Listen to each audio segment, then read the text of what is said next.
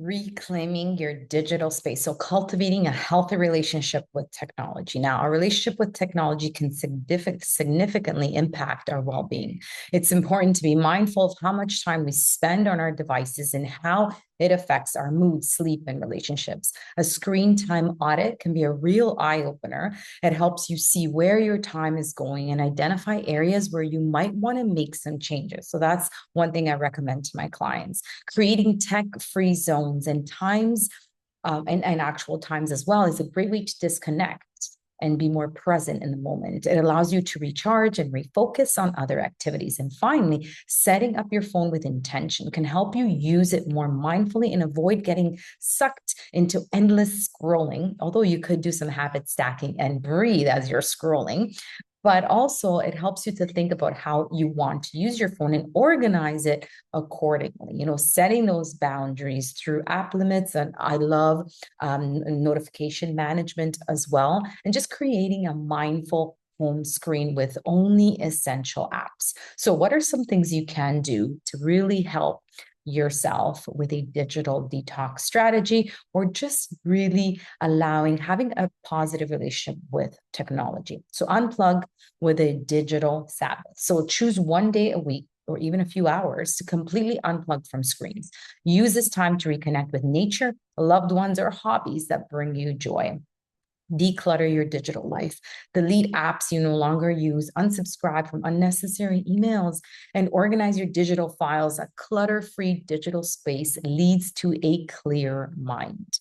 Use analog alternatives. Why not? Replace digital habits with analog ones. So read a physical book, write in a journal, use a paper planner, or listen to music from a dedicated player instead of your phone. Practice on-screen rule. Avoid using multiple screens at once. Sorry, practice one screen rule. So avoid using multiple screens at once, watching TV while scrolling your phone. Example, right? This helps you stay more engaged and less distracted. Set social media boundaries. Schedule specific times to check social media rather than constantly scrolling, using app blockers if needed to limit your usage. Number 6, establish a wind down routine. Avoid screens for at least 1 hour before bed. Instead, try reading, meditating, practicing breath work, of course. Yin yoga is really nice to help your mind relax.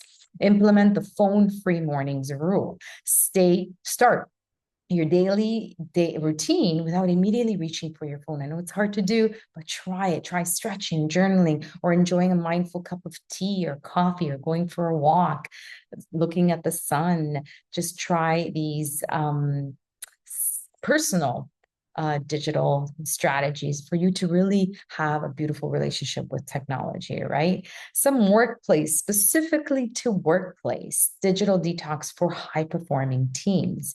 So in a very, very fast-paced environment, we're constantly we need technology, right? We need to be connected, right? But the overuse of it can lead to burnout and actually reduce productivity for you and your team.